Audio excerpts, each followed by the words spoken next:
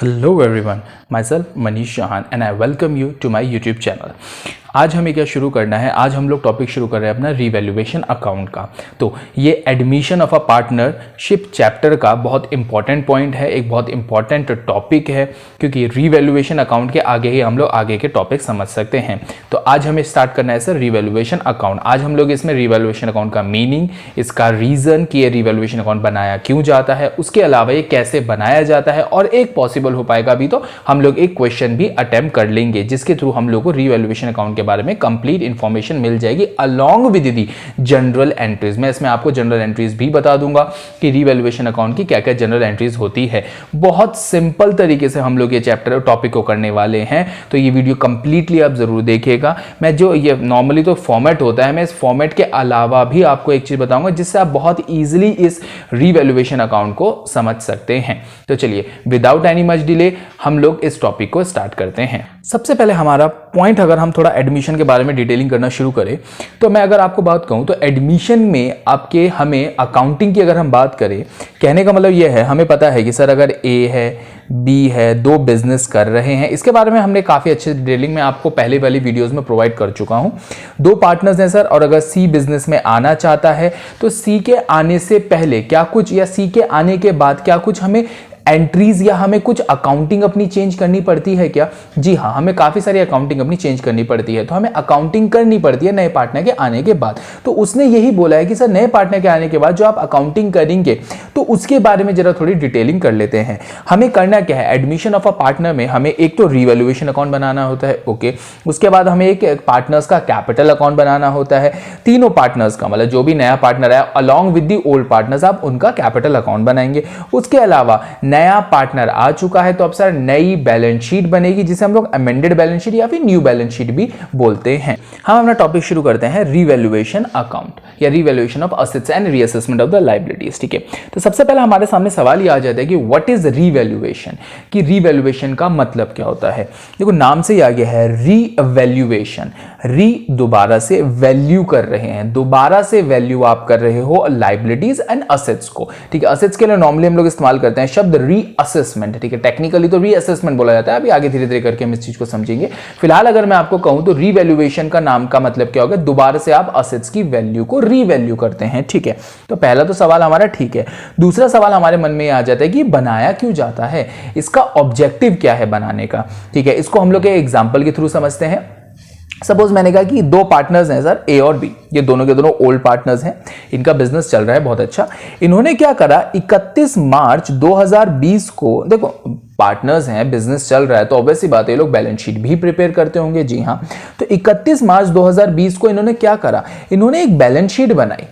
Okay, उस balance sheet में इन्होंने लैंड एंड बिल्डिंग की वैल्यू दिखाई 30 लाख रुपीस। ठीक है, क्योंकि उस तारीख में बैलेंस शीट का ऑब्जेक्टिव आप लोगों को पता होगा, 11th क्लास में इसमें डिस्कस डिटेलिंग होती है कि 31 तारीख को लैंड एंड बिल्डिंग की, फिर बोल रहा हूं 31 तारीख को लैंड एंड बिल्डिंग की वैल्यू 30 लाख रुपए, जो इनके पास बिल्डिंग थी जिसमें काम करते थे, सिंपल प्रीमाइसेस जो था इनका, उसकी वैल्यू है सर 30 लाख रुपए। कब, 31 मार्च 2020 को। ठीक है, अब क्या हुआ, जैसे जैसे टाइम गया अब उन्होंने ये डिसाइड करा चलो हम लोग ना एक नया पार्टनर है, इसको हम एडमिट करते हैं यार। उसने कहा चलो ठीक है, नए पार्टनर को एडमिट करते हैं। दोनों ने डिसाइड करा कि चलो नए पार्टनर को एडमिट करते हैं। ठीक है, अच्छा नए पार्टनर को एडमिट करने की डेट क्या थी, किस दिन उन्होंने डिसाइड करा कि हम लोग नए पार्टनर को एडमिट करेंगे। उन्होंने कहा सर 30 सितंबर 2020, 30 सितंबर 2020 को उन्होंने डिसाइड करा कि yes now we must admit the new partner. उन्होंने कहा चलो हम लोग नए पार्टनर को एडमिट करते हैं। ठीक है, अब मेरा एक छोटा सा सवाल ये आता है, ये लैंड एंड बिल्डिंग की वैल्यू 30 लाख थी 31 मार्च 2020 को। आज जब नया पार्टनर एडमिट हो रहा है, क्या इस लैंड एंड बिल्डिंग की वैल्यू में कोई चेंज आया होगा या नहीं आया होगा? सब बिल्कुल कोई ना कोई चेंज आया होगा, और नॉर्मली हम मान के चलते हैं लैंड एंड बिल्डिंग है तो सब बढ़ोतरी ही हुई होगी। अब आप देखिए 1 अप्रैल 2020 से लेके 30 सितंबर 2020 लगभग क्या एग्जैक्ट हमारे 6 मंथ्स हो चुके हैं। अप्रैल, मई, जून, जुलाई, अगस्त एंड सितंबर, ठीक है। तो पूरे के पूरे 6 मंथ्स हो चुके हैं। तो मैं ये कहना चाह रहा हूं, क्या ये 6 महीनों में इस लैंड एंड बिल्डिंग की वैल्यू में कोई चेंज आया होगा या फिर नहीं आया होगा? उन्होंने कहा सर बिल्कुल आया होगा। तो हमें अब ये देखना है कि जो चेंज आया होगा क्या इसकी अकाउंटिंग हमें करनी चाहिए या नहीं करनी चाहिए। तो ये कर लेते हैं। अब हम लोग ये बात क्या करी, ठीक है, हमने कहा कि सर 6 महीने में कोई चेंज आया होगा। मैं ये एग्जांपल लेके चल लेता हूं सर, ये 6 महीने के बाद 30 सितंबर को, अब देखो बात समझिएगा, थोड़ा विजुअलाइज करने की भी कोशिश कीजिएगा। दोनों के दोनों नए पार्टनर, पुराने पार्टनर्स बैठे हुए थे, नया पार्टनर आया, ओके। इन्होंने कहा चलो यार लैंड एंड बिल्डिंग की वैल्यू आज की तारीख, नए पार्टनर को एडमिट कर रहे हैं ना 30 सितंबर को, तो दोनों पार्टनर्स ने सोचा कि यार लैंड एंड बिल्डिंग की वैल्यू कितनी है, आज मार्केट वैल्यू कितनी है। तो इन्हें पता चला आज की तारीख में मतलब 30 सितंबर को उसकी वैल्यू हो गई है 40 लाख रुपए, ठीक है। अच्छा, दोनों के दोनों पार्टनर्स ना कुछ हाइपोथेटिकली, कुछ इमेजिनरी बातें सोच रहे हैं। उन्होंने क्या सोचा कि यार अगर हम आज इस लैंड एंड बिल्डिंग को सेल आउट कर दें 2 मिनट के लिए, अगर इसे हम सेल आउट कर दें तो हमें कितने का प्रॉफिट हो जाएगा? उन्होंने कहा भाई साहब आज हमें 10 लाख का प्रॉफिट हो जाएगा।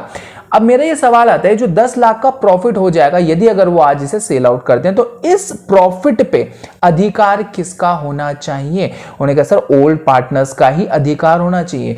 क्यों होना चाहिए? क्योंकि इन दोनों ने ही इस लैंड एंड बिल्डिंग को परचेज करा था, ठीक है। तो मैं ये कह रहा हूं, नए पार्टनर के आने के बाद अगर आप इस वैल्यू को चेंज नहीं करते हो तो वो कहेगा कि ये 10 लाख पे मेरा भी अधिकार है, या उस टाइम पे वैल्यू जितनी भी हो जाएगी वो कहेगा मेरा भी अधिकार है। तो इसी वजह से रीवैल्यूएशन अकाउंट प्रिपेयर करा जाता है, ताकि जो इनकमिंग पार्टनर, जो एक नया पार्टनर आ रहा है, ना तो उसको कोई एडवांटेज जनरेट हो जाए, अनड्यू एडवांटेज, क्लियरली बोला जाए तो अनड्यू एडवांटेज, ऐसा एडवांटेज ना हो जो उसे जबरदस्ती का फायदा मिल रहा हो, ऐसा नहीं हो जो फायदा किसी और को और इसको भी मिल जाए, नहीं, ना इसे कोई अनड्यू एडवांटेज मिले और ना ही कोई नुकसान हो, ना ही कोई इसके लिए डिसएडवांटेज जनरेट हो। एडवांटेज की तो बात हमने कर ली है। कहने का मतलब सीधी सी बात यह होती है कि नया पार्टनर जब आ रहा होता है तो नए पार्टनर के आने पे वो लोग कहते हैं कि चलो इसकी मार्केट वैल्यू पे चेंज कर लेते हैं। लैंड एंड बिल्डिंग की वैल्यू कितनी हो गई? 40 लाख हो चुकी है। तो वो अब ये कह रहे हैं कि सर इसकी वैल्यू में चेंज आया है, 10 लाख का चेंज आया है। तो ये चेंज को हमें कहीं ना कहीं रिकॉर्ड करना पड़ेगा और इस रिकॉर्डिंग के लिए हम लोग रीवैल्यूएशन अकाउंट का इस्तेमाल करते हैं। ओके, ऑब्जेक्टिव हमें समझ में आ गया होगा कि इस चेंज की वजह से नए पार्टनर को कोई अनड्यू एडवांटेज जनरेट ना हो जाए। तो मैंने एक एसेट के बारे में बताया, अब हम एक लायबिलिटी का केस समझते हैं। अब हम एक लायबिलिटी का पॉइंट ले लेते हैं। तो फिर से वही हम एग्जांपल बनाते हैं, जरा एग्जांपल समझते चलिएगा। 2 पार्टनर्स थे ए एंड बी, ठीक है। ये दोनों के दोनों क्या करते हैं सर, 31 मार्च 2020 में इन्होंने अगेन बैलेंस शीट एक प्रिपेयर करी है, ठीक है। उस बैलेंस शीट के अकॉर्डिंगली क्या लिखा हुआ है जरा हम समझे इसको। उस बैलेंस शीट में लायबिलिटी में लिखा हुआ है क्रेडिटर्स, ओके। क्रेडिटर्स कितने अमाउंट के लिखे हुए हैं? सपोज मैं कह लेता हूं ये लिखे हुए हैं 20,000 रुपीज के। अच्छा, अब मेरी बात ध्यान से समझिएगा। 1 अप्रैल को इन्होंने अपनी बैलेंस शीट का मतलब अपनी बिजनेस को कंटिन्यू करना शुरू कर दिया और सेम सिमिलरली 30 सितंबर को इन्होंने ये डिसाइड करा कि हम लोग नए पार्टनर सी को एडमिट करना चाहते हैं, ठीक है। अगेन कितने मंथ्स का डिफरेंस आ गया? 6 मंथ्स का डिफरेंस आ चुका है, ओके। अब मेरा एक फिर से सवाल ये आता है कि क्या इस क्रेडिटर की वैल्यू में कोई चेंज आ सकता है? जी हां, बिल्कुल आ सकता है। 30 सितंबर को या फिर सितंबर में इन क्रेडिटर्स ने पता है क्या कहा, यार आप ना हमारी पेमेंट कर दो। इन दोनों को देखो, बात समझे ना, थोड़ा सा फिर से विजुअलाइज कीजिएगा। दोनों पार्टनर्स बैठे हुए हैं, क्रेडिटर्स आए, क्रेडिटर्स आके क्रेडिटर्स ने कहा हाँ भाई तुमने हमारे पेमेंट करनी है। दोनों पार्टनर्स ने कहा हाँ सर करनी है। कितनी करनी है?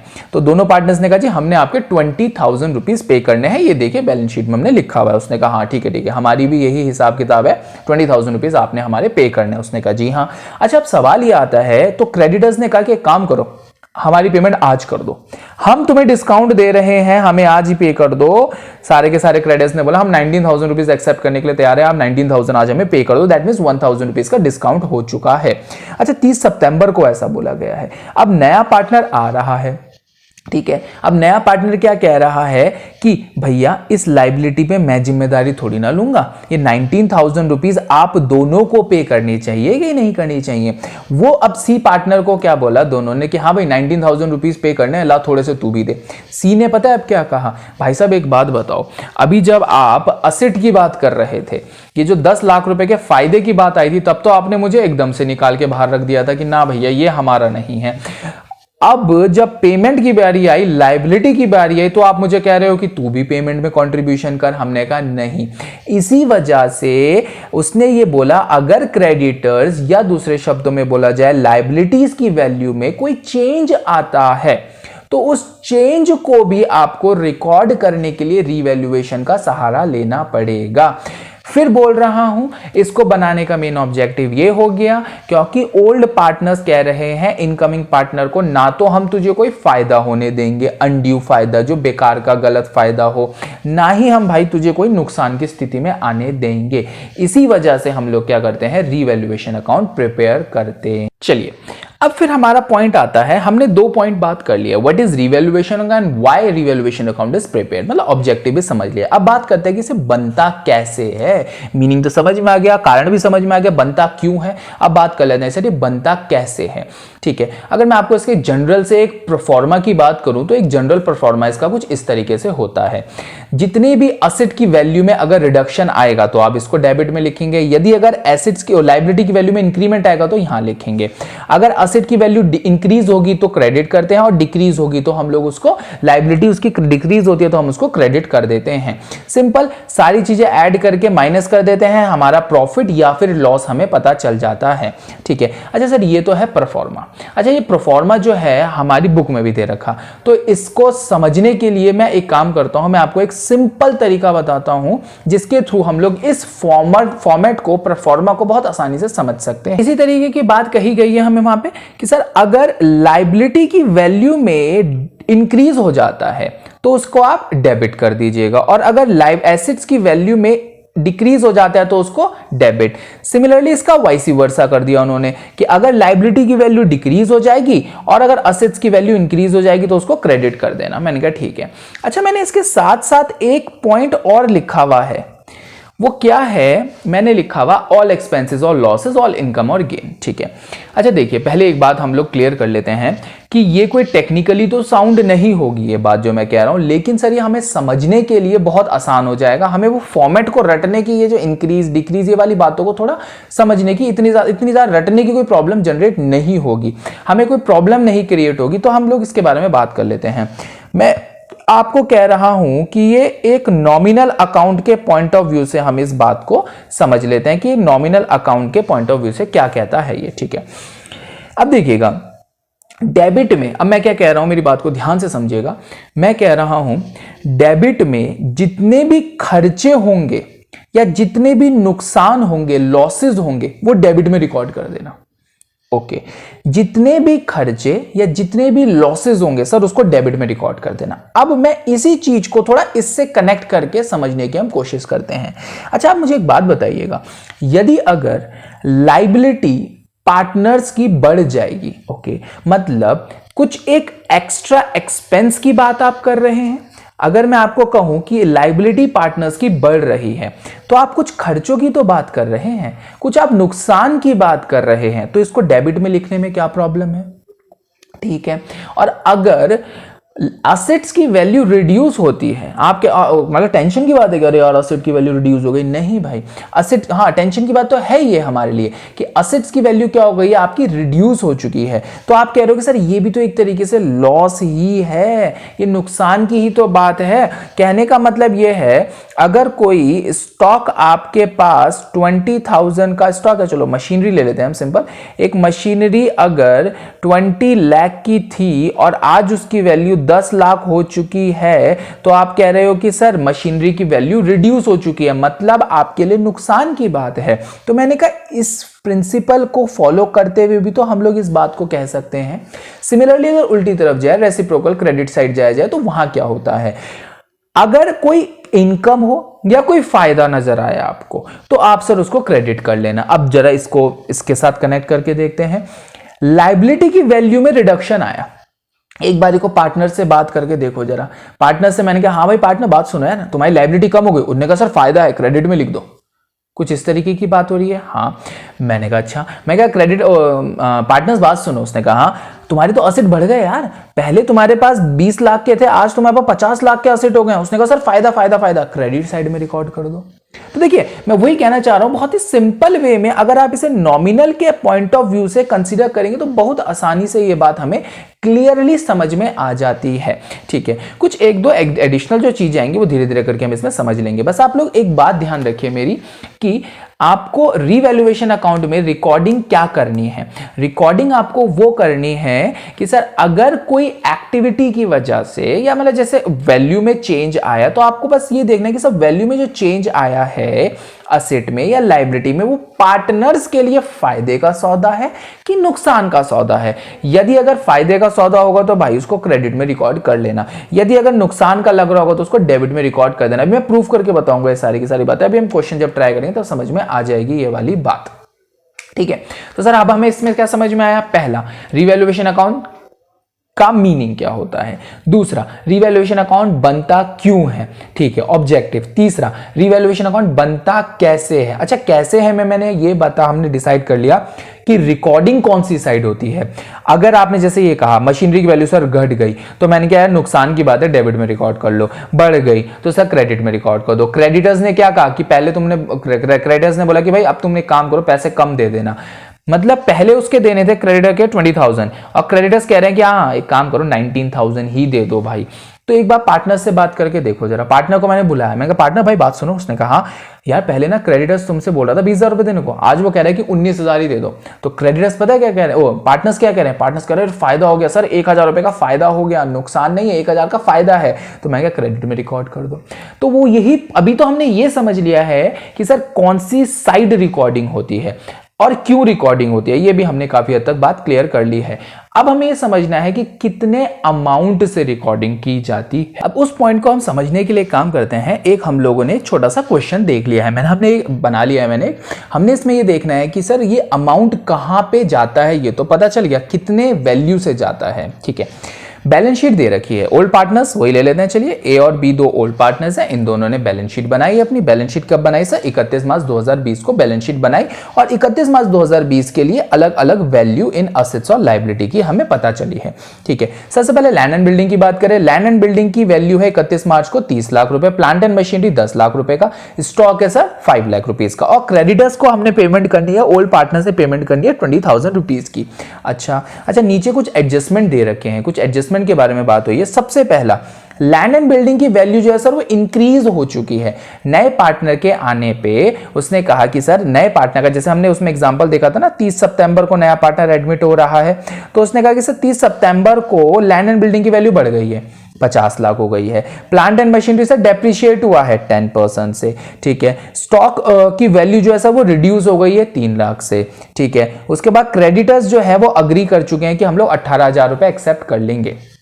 ओके, तो पहले अगर हम बात करें कि एक रीवैल्यूएशन अकाउंट अगर हम बनाएं, ठीक है, अगर हम लोग एक रीवैल्यूएशन अकाउंट प्रिपेयर करते हैं तो पहले हम लोग ये कर लेते हैं कि सर ये रिकॉर्डिंग डेबिट और क्रेडिट, पहले जरा इसको फंडे को क्लियर कर लेते हैं। ठीक है, सबसे पहला लैंड एंड बिल्डिंग की वैल्यू है सर 30 लाख रुपए। ठीक है, अब नीचे क्या दे रखा है कि सर लैंड एंड बिल्डिंग की वैल्यू ना बढ़ गई, नया 30 सितंबर को वैल्यू बढ़ गई है, ये हमें नजर आ रहा है, सीधी सी बात है। पहले 30 लाख थी, अब 50 लाख हो गई। That means land and building की वैल्यू में सर इंक्रीमेंट आ गया है, बढ़ चुकी है। अच्छा, अब मैं आपसे एक बात पूछता हूं, मैंने पार्टनर्स को बुलाया, फिर से बात समझिएगा, मैंने पार्टनर्स को बुला के मैंने कहा कि भाई पार्टनर्स बात सुनो। उसने कहा हाँ सर। मैंने कहा तुम्हारी बिल्डिंग की वैल्यू बढ़ गई यार, पहले 30 लाख थी अब 50 लाख होगी 6 महीने में। उन्होंने पता है क्या कहा? अरे सर ये तो बड़ा बढ़िया वाला फायदा हो गया। जैसे उन्होंने फायदा कहा, मैंने उसको क्रेडिट साइड में रिकॉर्ड कर लिया। कितनी अमाउंट से, इसमें भी डिस्कशन करते हैं। ठीक है, दूसरा plant and machinery. Plant and machinery की वैल्यू थी 10 लाख रुपए, उस पर डेप्रिसिएशन लगा 6 महीने, अभी तक का डेप्रिसिएशन लग रखा पूरा का पूरा 10% का। ठीक है। अच्छा 10% का उसमें डेप्रिसिएशन लगा हुआ है, ओके। अब मैंने पार्टनर्स को बुलाया, मैंने कहा पार्टनर्स बात सुनो यार। उसने कहा हाँ सर। मैंने कहा यार तुम्हारी प्लांट एंड मशीनरी की वैल्यू थी 10 लाख रुपए। उसने कहा हाँ, और यार उस पर ना डेप्रिसिएशन लगा। उसने कहा डेप्रिसिएशन का मतलब? मैंने कहा उसकी वैल्यू में रिडक्शन आ गया है भाई। डेप्रिसिएशन होता है घिसना मशीनरी का तेरी। तो उसने कहा अच्छा सर मतलब नुकसान वाली बात कह रहे हो आप, तो वैल्यू मेरी एसेट की मतलब मेरे मशीनरी की वैल्यू में रिडक्शन आया है, दैट मीन्स मेरी मशीनरी की वैल्यू रिड्यूस हो गई है, इसका मतलब है सर नुकसान वाली बात कह रहे हो? मैंने कहा हाँ। जैसे उसने नुकसान वाली बात कही, मैंने कहा ठीक है ले भाई, मैंने उसको स्ट्रेट अवे डेप्रिसिएशन को यहां पे रिकॉर्ड करने की बात कह दी है। अमाउंट की बात करेंगे अभी फिलहाल, आगे बढ़ते हैं। स्टॉक 5 लाख रुपए का, ठीक है। अब उसने कहा कि सर स्टॉक जो है 5 लाख रुपए का था। मैंने कहा भाई बात सुन। उसने कहा हाँ। मैंने कहा भाई तेरा स्टॉक ना यार पार्टनर, भाई बात सुनो, तुम्हारा स्टॉक जो था वो 5 लाख का था। उसने कहा ठीक है। 31 मार्च को था ना? मैंने कहा हाँ। आज की तारीख में उसकी वैल्यू यार सिर्फ 3 लाख रह गई है। उसने कहा सर इसका मतलब है मेरे तो स्टॉक की वैल्यू गिर गई।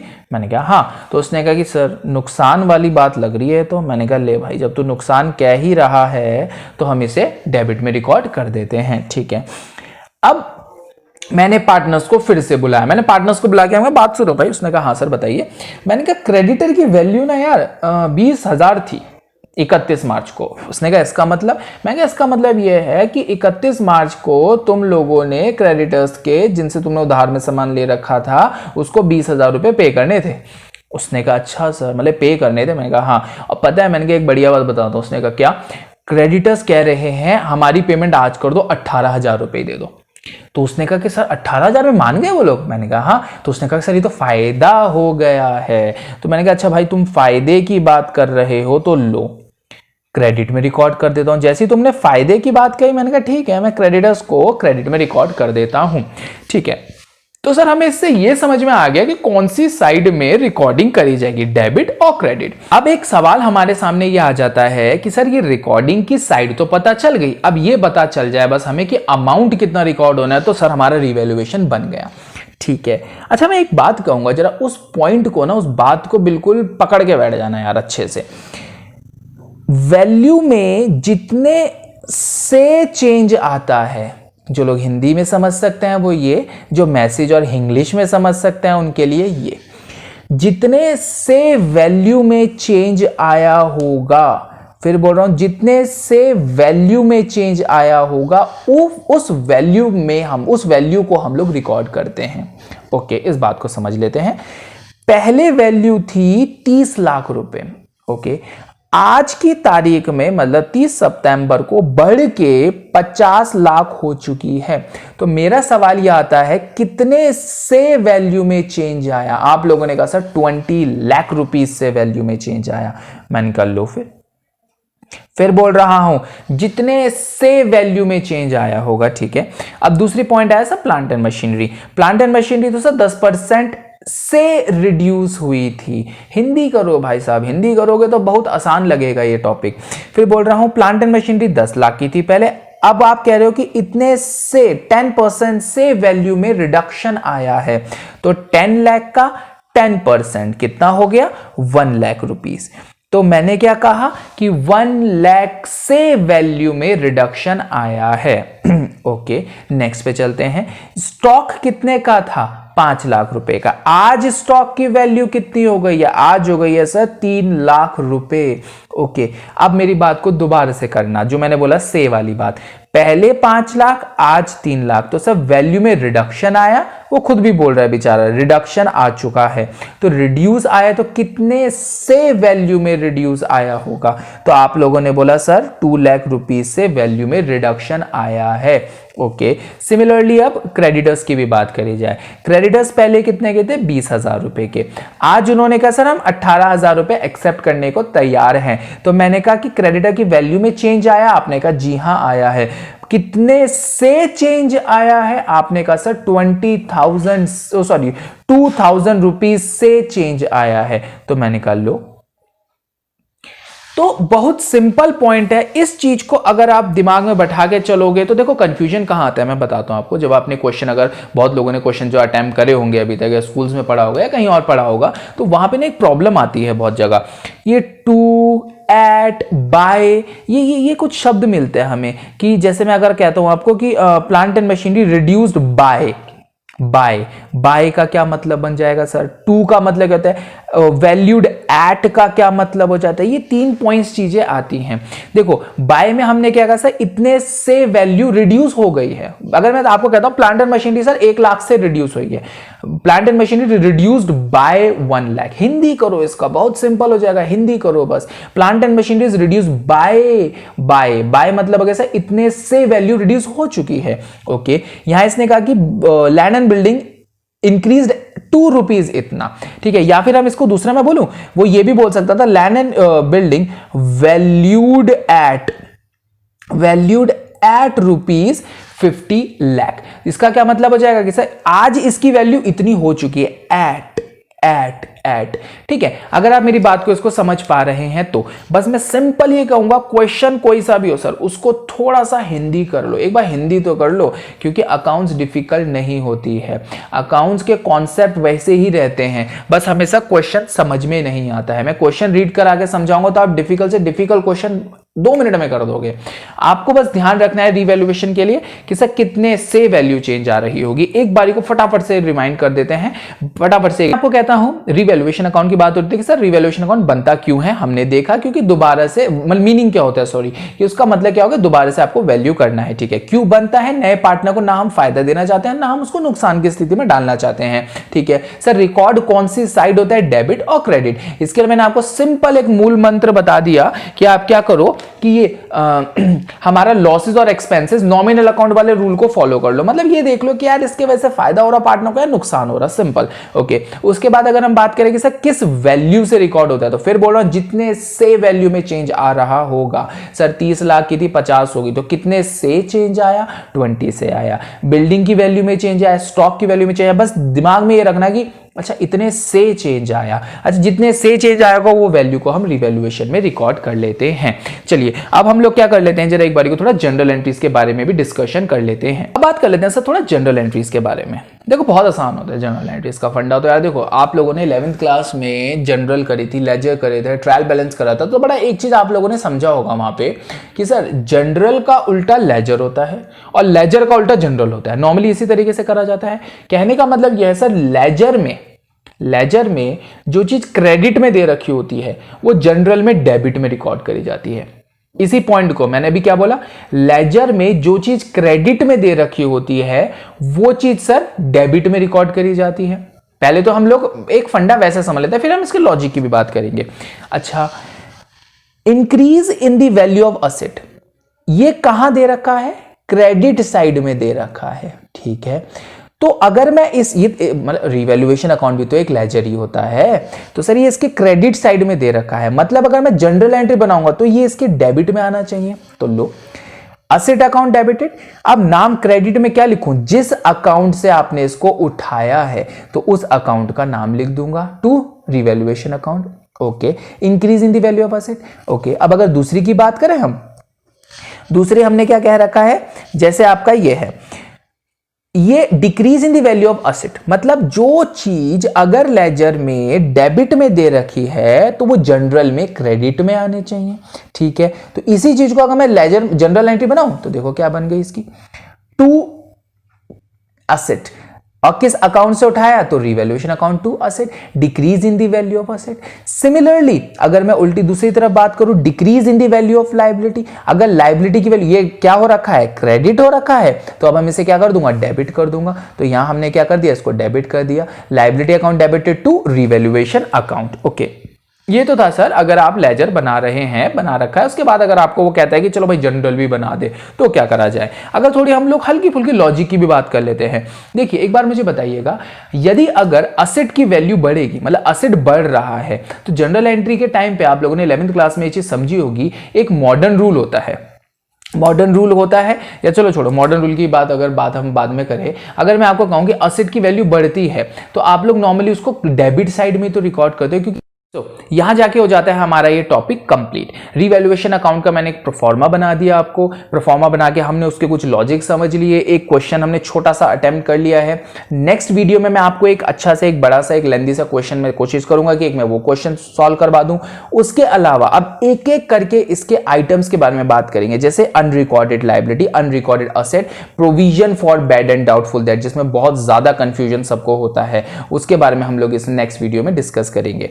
ठीक है, तो अगर आपको ये वीडियो पसंद आई है तो वीडियो को लाइक जरूर कर दीजिएगा, चैनल को हमारे सब्सक्राइब कीजिएगा, ताकि मैं और भी वीडियोस इस तरीके से लेके आ सकूं। और अगर कोई पर्टिकुलर पार्ट पसंद आया है तो वीडियो के नीचे कमेंट कीजिएगा। कोई क्वेश्चन में प्रॉब्लम समझ में नहीं आया तो उसको भी के लिए भी कमेंट कीजिएगा। क्रिटिसाइज करना है तो यार कमेंट करके करेंगे तो ज्यादा अच्छा रहेगा, और डिसलाइक करने से तो अच्छा वही है कि आप कमेंट कर देंगे, ताकि मैं नेक्स्ट वीडियो में इससे अच्छा पॉइंट ऑफ व्यू और अच्छा आपको प्रेजेंटेशन प्रोवाइड करके समझा सकूं। और यदि अगर आप मुझे इंस्टाग्राम पे फॉलो करना चाहते हैं तो आप मुझे फॉलो कर सकते हैं, मनीष MANISH, शानू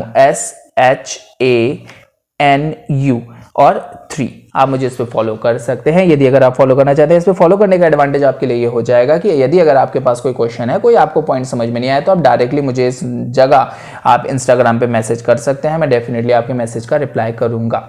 ठीक है, तो चलिए फिलहाल हम लोग इसमें तय करते हैं। Thanks for watching this video. Tata, bye bye.